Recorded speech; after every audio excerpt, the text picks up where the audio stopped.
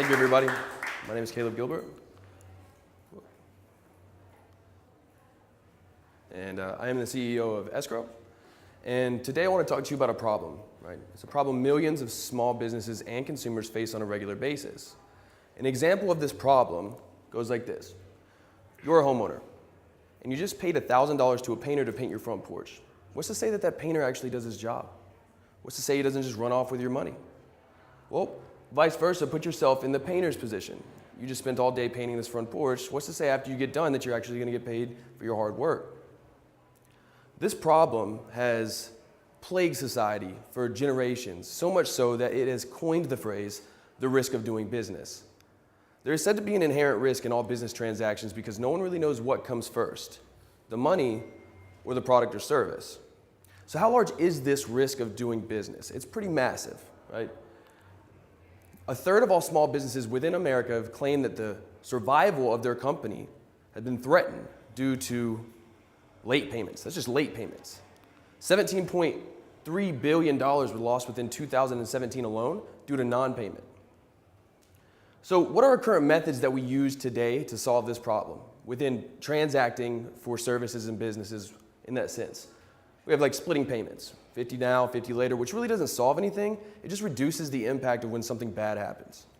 We have small claim, or 30 to 90 day invoices, which is a problem because as we all know, payroll isn't every 30 to 90 days.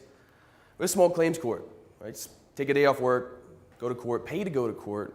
It doesn't even mean if you win, you're gonna get the money. All it does is give you the right to sell it to a debt collection agency for a 80% loss.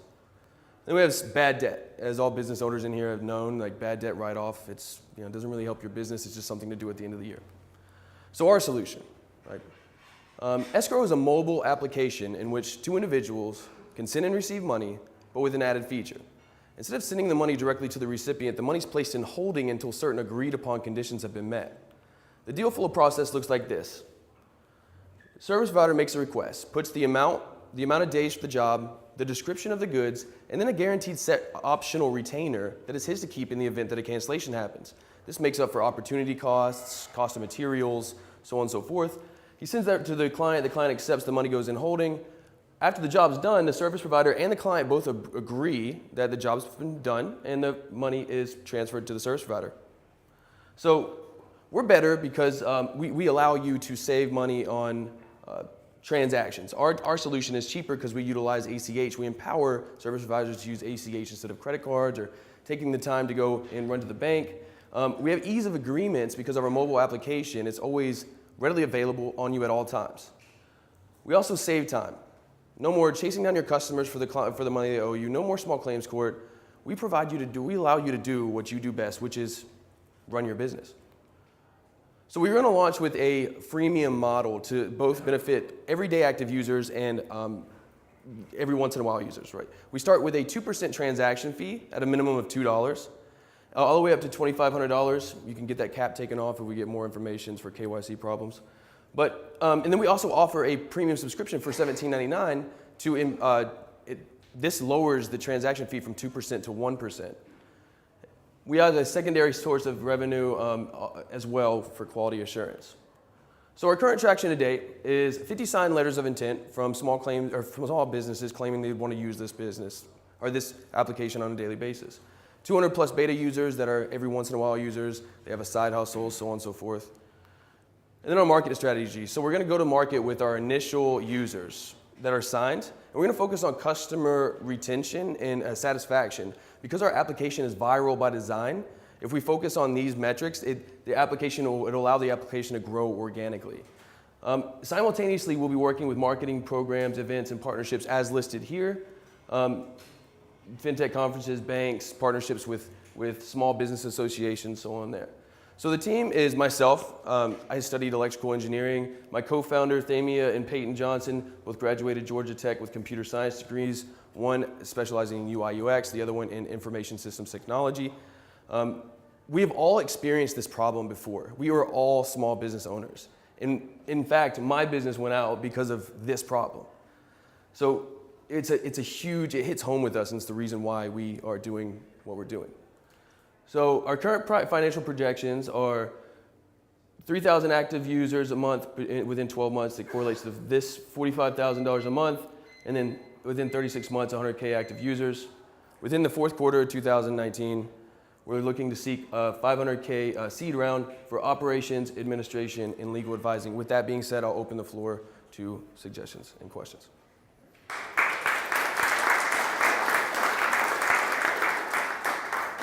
Great pitch, Caleb. I think you did a good job of clearly stating the problem right from the beginning.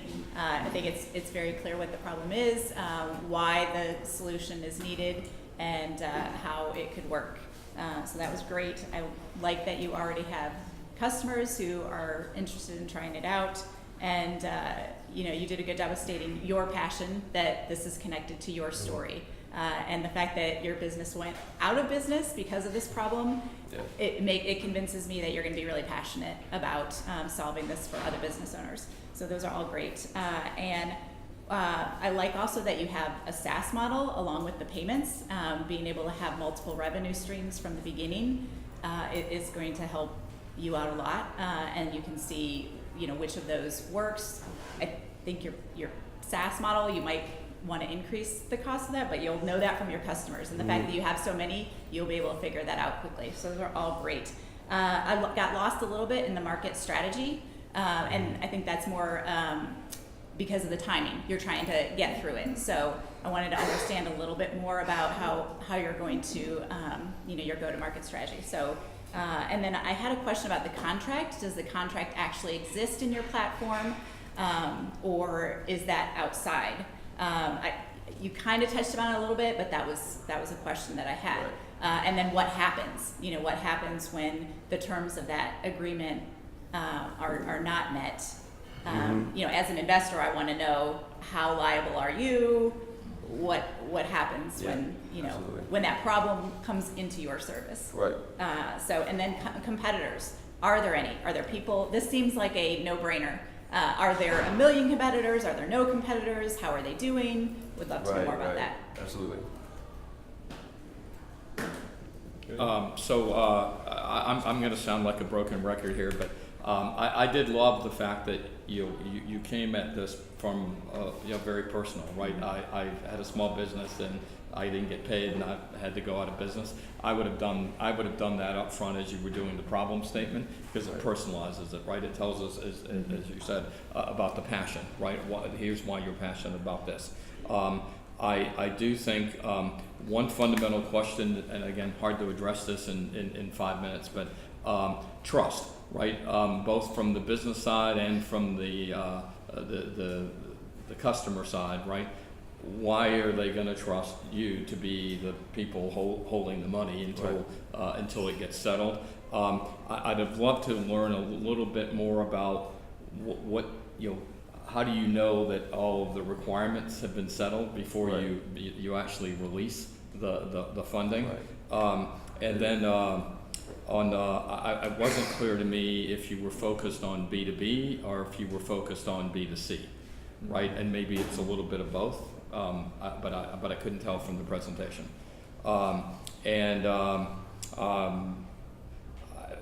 Just one, and again, hard to do this in the time frame they've given you, but you did get to the funding request, and one of the things I always like to see when you're making the funding request is here's what we're going to do with it, and here's what it would drive us to. Right.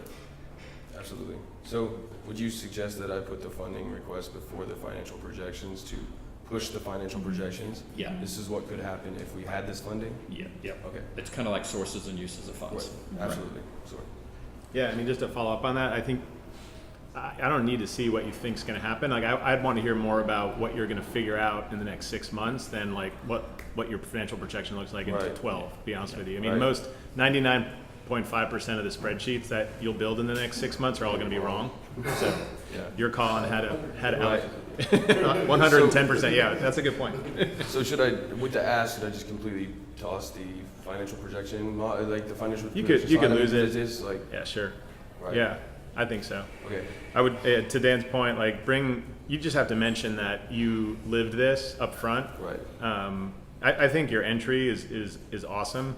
I mean, just to make a point here, like the value and the strength of the pitch these 5 to 10 minute formats are kind of weird and wonky. I've said this over the past 5 years in this format. It's like, it's very unique. But I will say your credibility is established in less than a minute on these things, to be honest with you. If I'm at a conference and I'm going to see 20 of you, like I'm probably going to remember the ones that clicked. So just as it relates to this room, like that's a really, your entry was almost perfect, the first 30 to 40 seconds. So just to point that out, like, great job on that. And then getting to solution quicker, whatever those 4 blocks were in the like between your entry and the solution or the product, I was like, yeah, you could probably toss that too. It just didn't resonate with me. And then the lingering questions I had on market strategy, that also was a little confusing. So it's kind of like, okay, like market strategy, not as worried about that. I really just want to understand how you guys as a team of 3, with a UI person and a technology person, like what are you going to figure out with this product first 6 months, second 12, whatever it is. Like here's how we're breaking down the go-to-market. Right. So as an early stage, like whatever you want to call it, software or even kind of e-commerce investor, I just want to understand like what you're testing and learning from more than like what your thought is about 2 years from now, how we can make money at this. I understand. And then the know your customer, financial services, regulatory thing here, like that's kind of in the back of my mind as a key risk. So again, in the 5 to 10 minute format, if you think you're going to trip the risk kind of alarm on anybody, and so my feedback would be, it just has to actually had a personal experience on another payments startup I was part of. Know your customer, regulations, regulatory framework, like that's lingering in the back of my mind. So either like don't let it linger, it's all being taken care of. Don't say know your customer unless you can solve that problem. Because the minute you said know your customer, the minute you put KYC up there, anyone with financial services experience is going to put that as like, okay, we need to follow up on that. Right. So I'm not saying avoid it, but if you're going to talk about it, nail it. There's a lot of questions that I got to work on the pitch to try to fit everything that I have to fit in 5 minutes. Yeah. So the general rule of thumb in these like shorter pitch formats is if you can't nail the answer to the question just in a quick 30-second answer, don't go there, because now you're just kind of bringing a red herring into you're like, oh shoot. Right? I mean, I actually literally lived through a similar example where like 6 months into designing the product, like a risk executive at a major bank was like, you can't do that. It actually violates like the Patriot Act. And I was like, what are you talking about? Right? So you will make those mistakes, but don't, in the pitch format, don't get me close to trying to find a mistake, right? You want to just keep me positive. Anyway, absolutely. It was a good idea. And the fact that this might not exist, like my other lingering question is really like, this hasn't happened yet. The only closest competitor is Upwork, and that's a marketplace. It's a marketplace for freelancers. Yeah. And it's like they take 20% of the freelancer's money, and then like are up to 20%. So you could say that too. Like you could say, hey, there are other companies that have built products, but they don't address this one problem, right? So like, get me back to you're solving a specific problem that no one else is solving, because you're kind of right there. But that was the only lingering question. I was like, really? Like there aren't 10 of these things floating around, like California and wherever. Yeah, it's funny. New York. That's why I pursued it. Yeah. It's like, well, okay. That's awesome. Cool. Any questions from the office? Yeah. So I think this is awesome. I'm literally getting stiff right now for like a grand and it sucks. And so I literally just Googled it. I was trying to download your app. It wasn't on the App Store. But the question I had is the first article that popped up says you guys use blockchain to secure all. I'm just curious why you didn't mention that in the pitch. Because of that, because the majority of it's on blockchain is because of it takes a lot longer than 30 seconds to explain how we use blockchain, and I can't explain it. So, and not to mention it, I can explain it, but I can't explain it in 30 seconds. Let me make it that. That's a little bit better. But so utilize blockchain in that sense because of regulatory. It's so hard to get partnered with a bank as an early stage payment startup. So out of necessity, my co-founders dove into blockchain. We found a solution that was legal and works. I think that's good for the 30 to 60 minute version, right? Right. Yeah. But it's a good point. It's great feedback because that's a pretty cool hook. Yeah. Yes. I hesitate to say this because I want to use your platform, but I think your pricing is too low on the premium. And when I think about the competitors, I don't know anyone that's doing what you're doing, but this would essentially replace PayPal or QuickBooks for me in a lot of sense. And I think the point, this is more of a point of feedback. If you look at the transaction fees for what I pay, like small business owners paying 6% invoices through that, your $17.99 is like easily like no brainer for me. I should just do yours. So how did you come up with a price?